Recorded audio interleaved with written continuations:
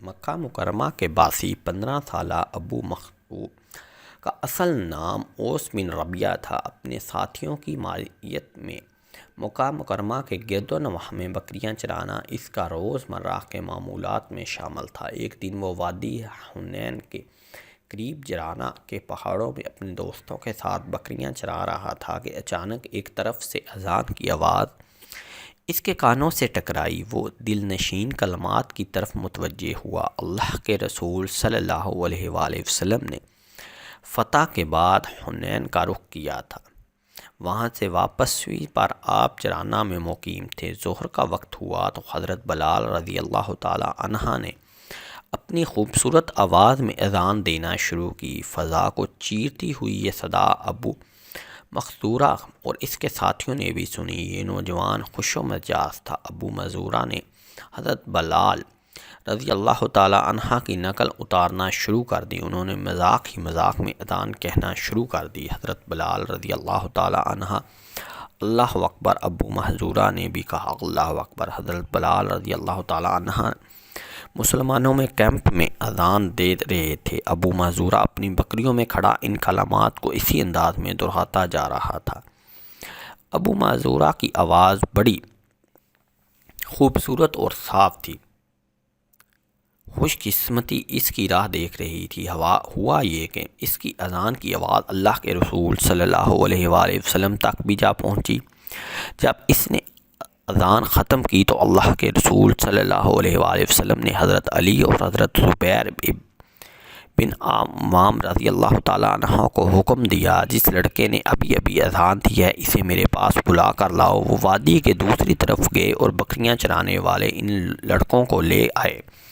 آپ صلی اللہ علیہ وآلہ وسلم نے ان لڑکوں سے پوچھا، ابھی ابھی تم میں سے کس نوجوان نے اذان کے کلمات دہرائے تھے؟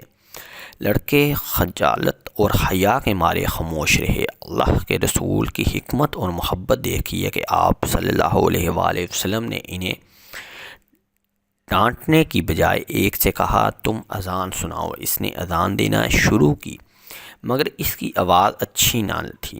آپ صلی اللہ علیہ وآلہ وسلم نے دوسرے سے کہا اب تم اذان دو۔ یہ آواز اس کی بھی نہ تھی جس کی سماعت آپ صلی اللہ علیہ وآلہ وسلم نے فرمائی تھی۔ اب آپ نے تیسرے لڑکے سے فرمایا تم اذان دو۔ اس نے اذان دینا شروع کی۔ اس کی آواز بڑی خوبصورت تھی۔ اس نے کنیت ابو مخزورہ تھی۔ اسی نے پہلے حضرت بلال رضی اللہ تعالی عنہ کی نقل اتاری تھی۔ اللہ کے رسول صلی اللہ علیہ وآلہ وسلم نے استفسار فرمایا ابھی ابھی تمہیں نے اذان دی تھی؟ ابو مخزورہ نے اس بات میں سر ہلایا اور کہنے لگا جی ہاں وہ میں ہی تھا۔ ابو مخزورہ کے دوسرے ساتھی جو بھاگ گئے مگر ابو مخزورہ کو بیٹھے رہنے کا حکم ہوا۔ یہ ابھی تک مسلمان نہ ہوا تھا۔ اسے یہ خوف تھا کہ کہیں میرے قتل کا حکم جاری نہ ہو جائے، کیونکہ اس نے تو مذاق میں حضرت بلال رضی اللہ تعالی عنہ کی نقل اتاری تھی، مگر رحیم اور شفیق اور اعلیٰ اخلاق والے نبی صلی اللہ علیہ وآلہ وسلم نے ابو مخزورہ کی طرف اپنے مبارک ہاتھ کو بڑھاتے ہوئے اس کا عمامہ اتارا اور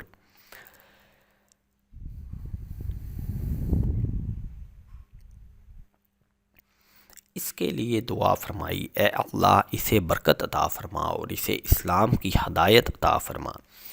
آپ صلی اللہ علیہ وآلہ وسلم نے اپنا مبارک ہاتھ ابو زہرہ کے سر پر پھیرا اور ایک بار پھر وہی دعا فرمائی، اے اللہ اسے برکت عطا فرما اور اسے اسلام کی ہدایت عطا فرما۔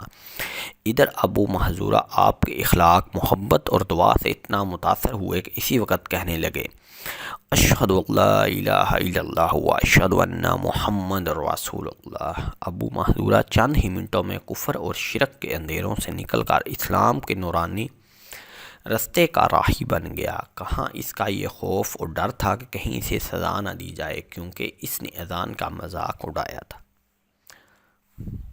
ناظرین کرام، مگر اللہ کے رسول صلی اللہ علیہ وآلہ وسلم کی بے شمار خوبیوں میں ایک خوبی یہ بھی تھی کہ آپ نے ہر شخص سے وہی کام لیا جس کا وہ اہل تھا، جسے وہ بآسانی انجام دے سکتا تھا۔ ابو محذورہ رضی اللہ تعالیٰ عنہ کی آواز بڑی خوبصورت تھی۔ مکہ مکرمہ فتح ہوا، حرم مکی میں خوبصورت اذان دینے والے شخص کی ضرورت تھی۔ آپ صلی اللہ علیہ وآلہ وسلم نے دیکھا کہ ابو محذورہ اس ذمہ داری کی بڑی خوبی سے پورا کر سکتے ہیں، تو ان کا انتخاب کیا اور ابو محذورہ سے ارشاد فرمایا، جاؤ تم اہل مکہ مکرمہ کے مؤذن ہو، تمہیں مکہ والوں کے لیے مؤذن مقرر کیا جاتا ہے۔ ابو محذورہ رضی اللہ تعالی عنہ نے مکہ مکرمہ پہنچ کر بیت اللہ شریف میں مؤذن کی ذمہ داری سنبھال لی۔ مکہ مکرمہ کے گورنر حضرت خطاب بن اسید رضی اللہ تعالی عنہ تھے۔ انہیں ابو محذورہ رضی اللہ تعالی عنہ کے بطور مؤذن تقرر کے احکامات مل چکے تھے۔ ابو محذورہ رضی اللہ تعالی عنہ اب مؤذن حرمی مکی تھے۔ ان کے لیے یہ فخر اور اعزاز کی بات تھی کہ اللہ کے رسول صلی اللہ علیہ وآلہ وسلم نے ان کے بالوں پر شفقت سے ہاتھ پھیرا تھا۔ انہوں نے مسرت شادمانی کے احساسات سے سرشار ہو کر یہ ذمہ داری سنبھال لی اور زندگی کے آخری سانس تک مؤذن حرم پاک مکی رہے۔ کہاں ایک معمولی چرواہا اور کہاں اللہ کے عظمت و حرمت والے گھر میں 5 نمازوں کے لیے اللہ کی طرف لوگوں کو بلانے کا منصب جلیل۔ یہ شرف فضیلت ان کی وفات کے بعد نسل در نسل چلتی رہی اور ان کی اولاد 300 سال تک حرم مکی میں مؤذن رہی۔ سبحان اللہ، سبحان اللہ، سبحان اللہ۔